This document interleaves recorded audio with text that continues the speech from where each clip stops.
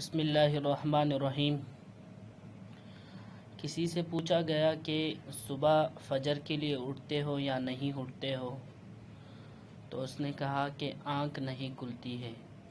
تو اسی وجہ سے اللہ کی مدد نظر نہیں آ رہی ہے، کاروبار اور روزگار میں برکتیں نہیں ہیں، کیونکہ فجر جو قضا ہو جاتی ہے، فجر کی اہم ترین نماز جو ہے وہ دن کی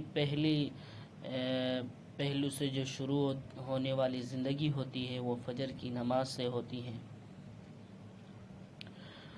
تو کوشش کیا جائے کہ عشاء کی نماز پڑھ کے اگر کوئی ضروری کام نہ ہو تو بلا وجہ کسی گپ شپ یا کسی اور ایسے مشغولیات میں ہو جو لایانی ہو، اس میں مصروف ہو جائے۔ اس سے بہتر ہے کہ عشاء کی نماز کے بعد فوراً سو جائے تاکہ فجر کی نماز مل سکے۔ یقیناً یہ نصیب والوں کو ملتی ہے، بد نصیبوں کو نہیں ملتی ہے۔